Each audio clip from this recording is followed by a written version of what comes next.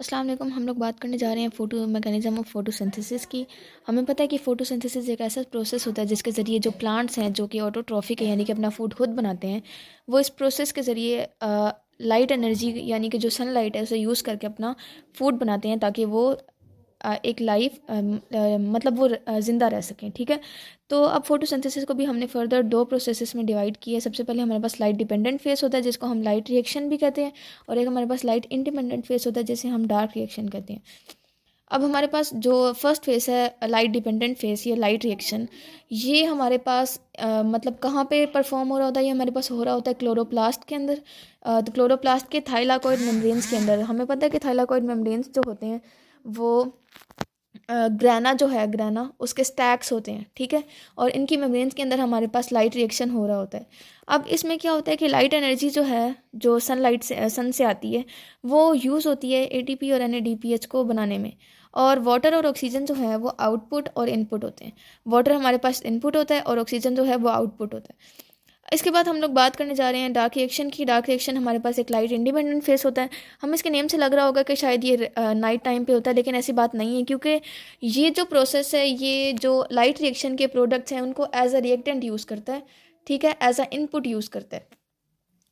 तो जब light reaction day time पे हो रहा है तो उसके प्रोडक्ट्स भी डे टाइम पे होंगे, जिसकी वजह से ये जो डार्क रिएक्शन है उसको भी डे टाइम पे परफॉर्म होना होता है, लेकिन ये डायरेक्टली लाइट को यूज़ नहीं करता। ठीक है, अब हमारे पास होता क्या है कि ये जो इस फेज़ के अंदर carbon dioxide as a input use होता है, और वो एक energy rich molecule glyceraldehyde 3 phosphate G3P के अंदर कन्वर्ट हो जाता है।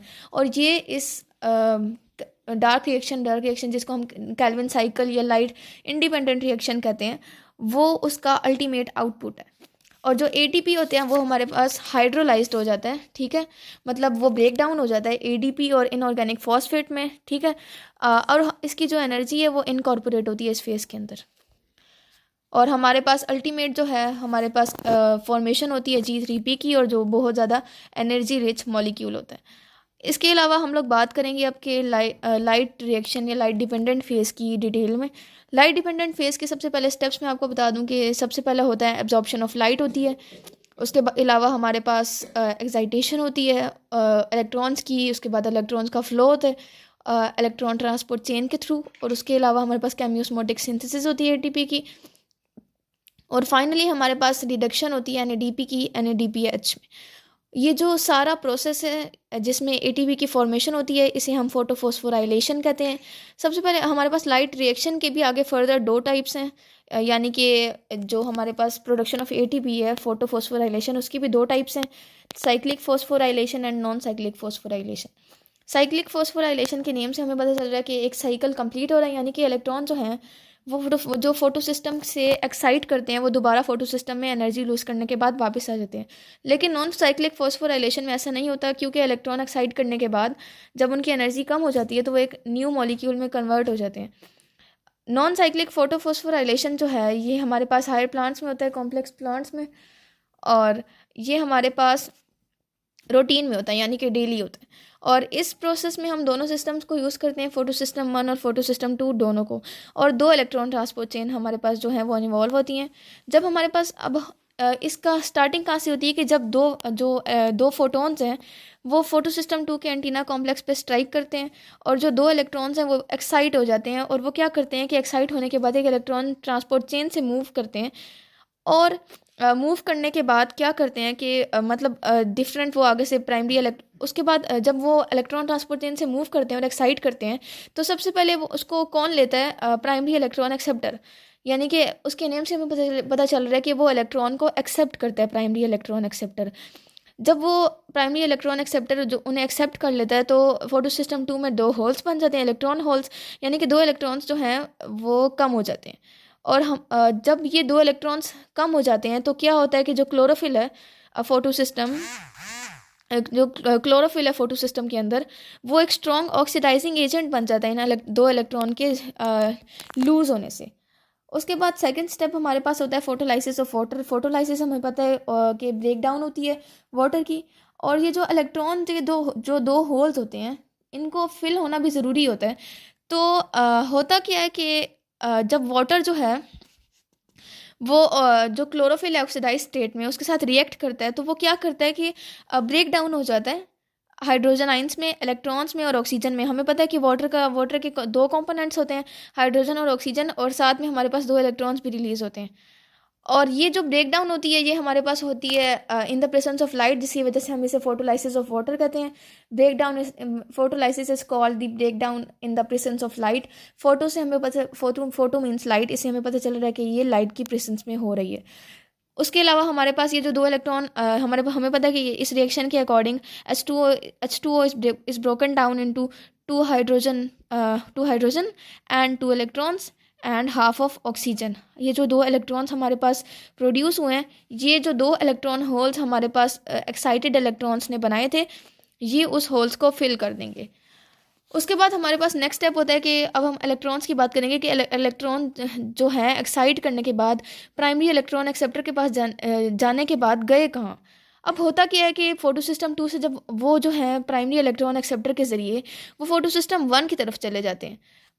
फोटो सिस्टम 1 पे जाने के बाद वो कुछ और डिफरेंट मॉलिक्यूल्स के पास भी जाते हैं। यानी कि सबसे पहले हमारे पास वो प्राइमरी इलेक्ट्रॉन एक्सेप्टर जो है वहाँ से मूव करते हुए प्लास्टोक्विनीन के अंदर आते हैं। ठीक है, प्लास्टोक्विनीन जो है वो भी एक मॉलिक्यूल है। ठीक है, प्लास्टोक्विनीन से निकलते हुए वो एक साइटोक्रोम कॉम्प्लेक्स के पास जाते हैं।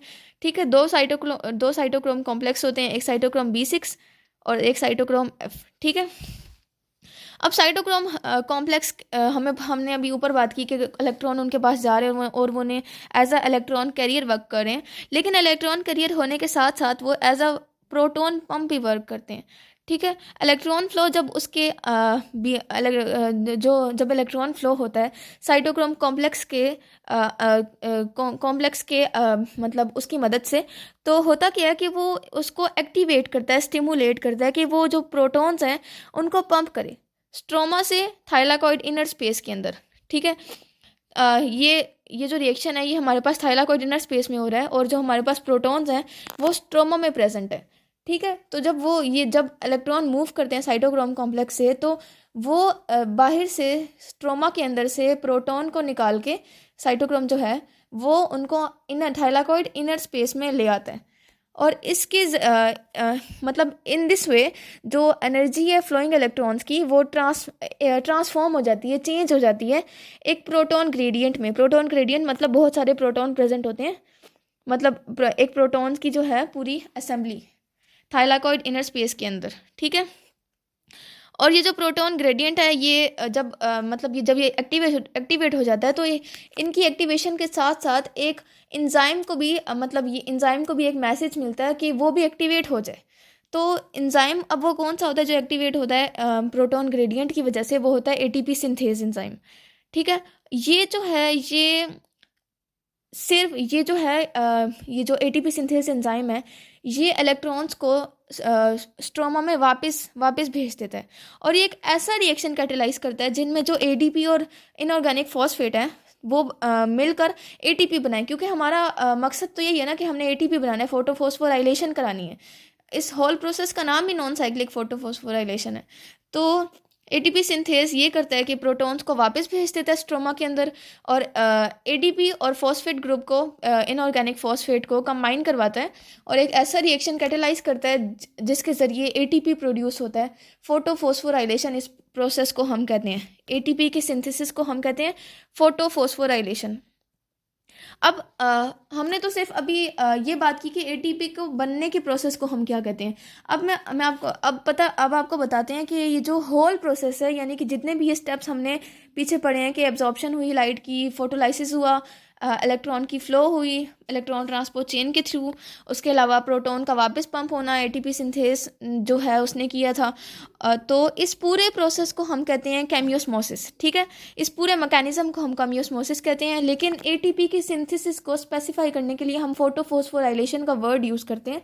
ठीक है, तो अब हमारे पास ये जो एटीपी जो सिंथेसाइज हो जाएगा ये केमिकल एनर्जी प्रोवाइड करेगा ताकि हमारे पास कैल्विन साइकिल में, मैंने आपको बताया कि कैल्विन साइकिल में ग्लाइसरल्डिहाइड 3 फॉस्फेट बनता है जो कि ग्लूकोज में कन्वर्ट होगा। तो ये एटीपी हमारे पास वो ग्लूकोज बनाने में हेल्प करेंगे, G3P बनाने में हेल्प करेंगे। और हमारे पास एनर्जाइज्ड इलेक्ट्रॉन जो हैं, जब वो एनर्जी लूज, अब हमारे पास नेक्स्ट स्टेप में क्या होता है कि मैंने आपको बताया था कि नॉन साइक्लिक फोटोफॉस्फोराइलेशन है कि इलेक्ट्रॉन जो है एक्साइट करने के बाद दोबारा से फोटो सिस्टम 2 में वापस नहीं आएंगे। तो वापस नहीं आएंगे तो वो जाएंगे क्या, मैंने आपको बताया कि वो जो है वो कन्वर्ट हो जाते हैं एक और मॉलिक्यूल के अंदर, ठीक है। तो अब हमने वही बात करनी है कि जो एनर्जाइज्ड इलेक्ट्रॉन्स हैं वो जब हमें अपनी एनर्जी को लूज़ कर देते हैं साइटोक्रोम कॉम्प्लेक्स से, वो प्लास्टोसाइनिन की तरफ मूव करते हैं। ये साइटोक्रोम कॉम्प्लेक्स था, यहाँ से वो प्लास्टोसाइनिन की तरफ गए और ये फाइनली जो है फोटोसिस्टम 1 के अंदर इनकॉर्पोरेट हो जाते हैं। उसके बाद हमारे पास क्या होता है कि हमारे पास फोटो सिस्टम 2 का यहाँ पे वर्क ख़त्म हो गया।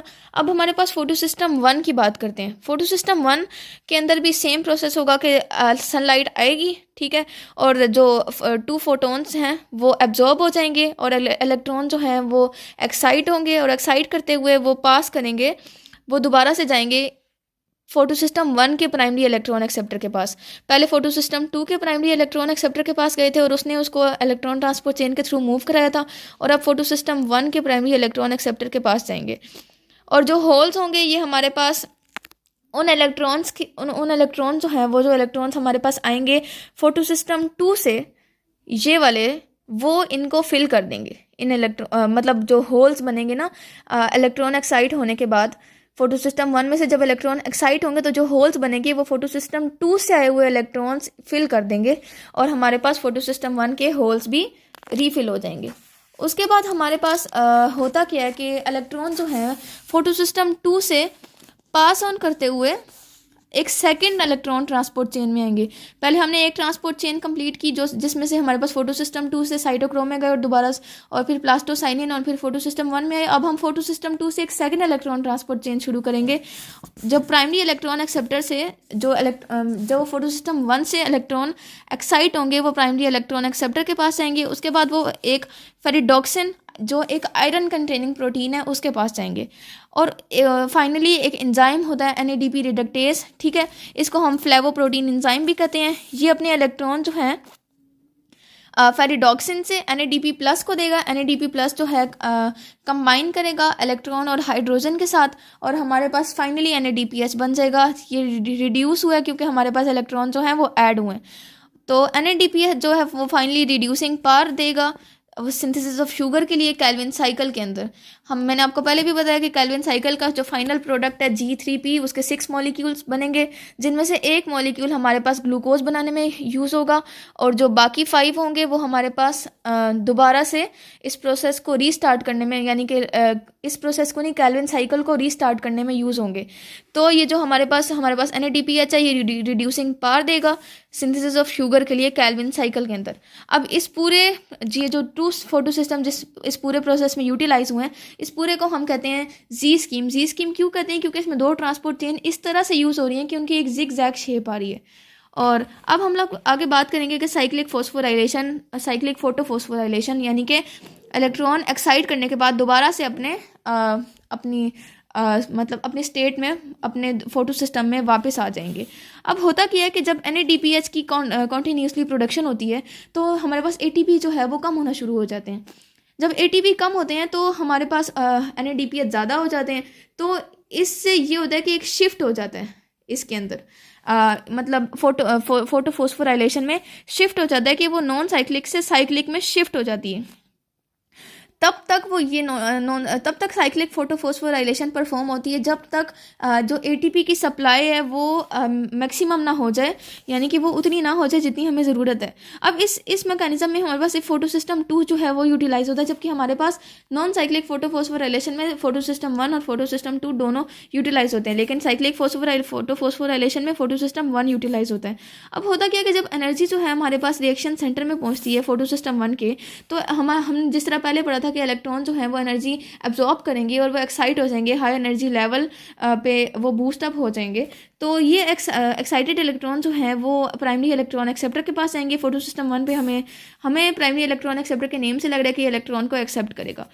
प्राइमरी इलेक्ट्रॉन एक्सेप्टर के जरिए वो क्या करेंगे, एक ऐसी इलेक्ट्रॉन ट्रांसपोर्ट चेन से मूव करेंगे जिसके अंदर फेरिडोक्सिन होगा जो आयरन कंटेनिंग प्रोटीन है, साइटोक्रोम B6F कॉम्प्लेक्स होगा, ये दो दो साइटोक्रोम कॉम्प्लेक्स है, साइटोक्रोम B6 और साइटोक्रोम F, इनको मिला के साइटोक्रोम B6F कॉम्प्लेक्स बनता है। और उसके बाद वहाँ से वो प्लास्टोसाइनिन में जाएंगे, ठीक है। ये भी एक मॉलिक्यूल है। जब इलेक्ट्रॉन जो है साइटोक्रोम B6F के पास जाएंगे तो ATP जो है वो जनरेट होगा, जिस तरह हमने पहले भी बात की थी कि वही वाली बात कि ATP सिंथेज एंजाइम बनेगा और वो फिर ऐसा रिएक्शन कैटेलाइज करेगा कि ADP और इनऑर्गेनिक फॉस्फेट जो है वो कंबाइन होकर ATP बना दे। अब ये जो ATP जब बन जाएगा B6 साइटोक्रोम B6F कॉम्प्लेक्स में, तो फाइनली जो है इलेक्ट्रॉन जो है जब इतनी बड़ी वो transport chain, electron transport chain से मूव कर चुके हैं तो उनकी एनर्जी जो है वो लूज़ हो जाएगी। एनर्जी लूज़ करने के बाद वो दोबारा से फोटोसिस्टम 1 के रिएक्शन सेंटर में आ जाएंगे और इस प्रोसेस में हमारे पास NADPH की कोई प्रोडक्शन नहीं होगी, क्योंकि हमारे पास ये साइक्लिक फॉस्फोराइलेशन है। और इसमें फोटोलाइसिस ऑफ वाटर यानी कि वाटर की फोटोलाइसिस भी नहीं होगी, क्योंकि हमें ज़रूरत ही नहीं है इलेक्ट्रॉन होल्स को दोबारा से रीफिल करने की, क्योंकि इलेक्ट्रॉन जो है वो एनर्जी लूज़ करने के बाद वापस अपने फोटो सिस्टम में आ जाएंगे और इसमें कोई ऑक्सीजन भी प्रोड्यूस नहीं होगा।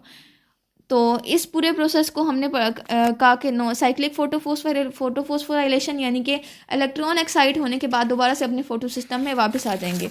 और हमने एक और प्रोसेस पढ़ा नॉन साइक्लिक फोटोफोस्फोराइलेशन कि इलेक्ट्रॉन जो है वो एक्साइट होने के बाद फोटो सिस्टम से एक्साइट होने के बाद एक और मॉलिक्यूल में कन्वर्ट हो जाएंगे।